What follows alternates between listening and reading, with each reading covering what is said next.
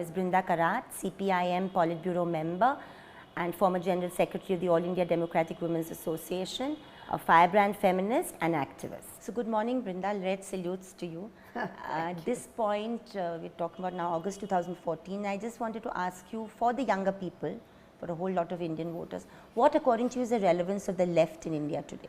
Last 10 years, if you look at it, the organized left was above 60, then under 30, now we are under 10 in parliament. So how would you explain the relevance of the left? Well, there are two things. One is, why is the left under 10 today? So that's a separate issue.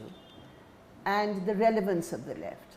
And I think if we stick to the question which you have raised about the relevance of the left, then I would say just within the last 2 months of the Modi Sarkar, we can understand the relevance of the left on 3 major issues.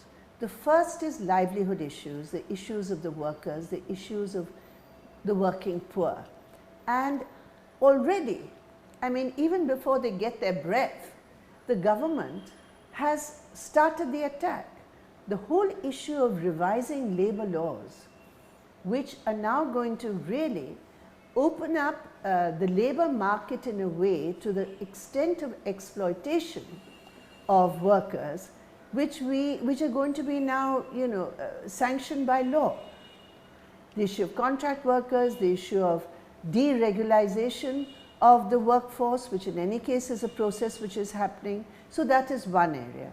The second is, if you look at some of the social sector areas, and you look at Narega, for example, you look at the Rural Employment Guarantee Scheme. Now, I am not saying that is a perfect scheme, but more, or even in the way it was implemented, but any government which comes to office with a promise of bringing something different to favor the poor, the first thing they do is to raise a debate as to whether Rega is relevant or not, and they do not give the money for it. And then thirdly, and I think very, very importantly, if you just look at India and you look at the social composition of India, and you have a government which says we have learned from the past and this is Sabka Saath, Sabka Vikas, and within 2 months the triumphalism of the RSS and the Hindutva bodies, and you see the kind of communal polarization which is taking place not spontaneously, but because of a Hindutva agenda planned and being implemented in state after state by the RSS and its organizations, then you understand that where is it and who was it who fought relentlessly for the defense of the poor, for the defense of the rural poor, for the defense of social sector programs, and for the defense of secularism in this country. It was the left, and therefore the relevance of the left, as each month passes or each day passes, you see more and more the relevance of the left. Now, if you could just explain that electorally, what are we facing with this kind of neoliberal, the entire shift of Indian politics towards a neoliberal framework, which didn't happen only with the BJP, it happened with the Congress. And then you see an electoral also shrinking of space for the left. How will this fight back happen when elections today are market driven? You have huge amount of money being spent in terms of building up images, false or otherwise, in terms of whether it's your WhatsApp messages or your SMS messages. The entire campaign has become so Americanized and means huge money. So actually the planners and the movers behind elections are now not just the political parties but major corporate players. So in that, how will there be a fight back?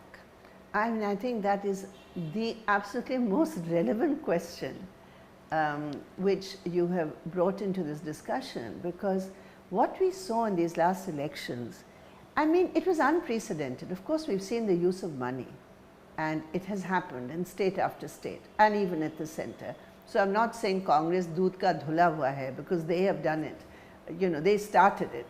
But the fact of the matter is that what we see today is, along with the rightward shift in politics, you have a much more direct role of corporates in the Indian political scene today, in which the corporates are determining who's going to be in government.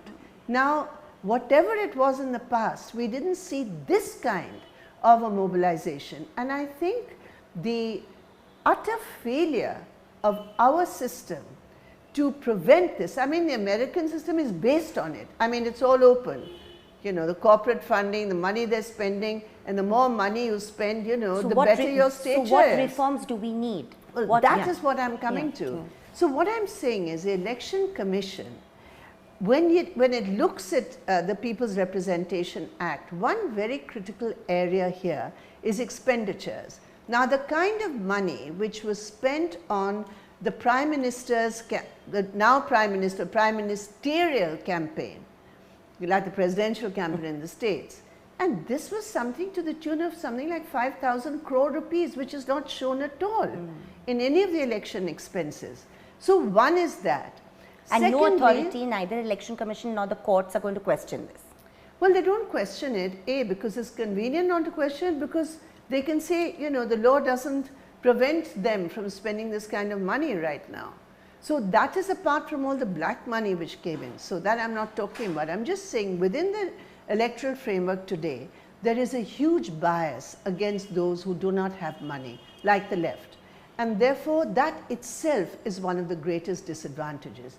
I mean, for example, you look like a party like AAP is now saying that we're not going to fight elections because we don't have the money. And yet, they had raised a substantial amount of money.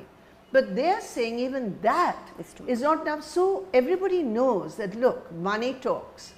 But I think one, electoral reform, two, also this first past the post system is also something which does need to be reconsidered. And we have been of the opinion that we must have a proportional representation system in India where percentage of votes also matters. The BSP in UP gets 20% vote and not a single seat.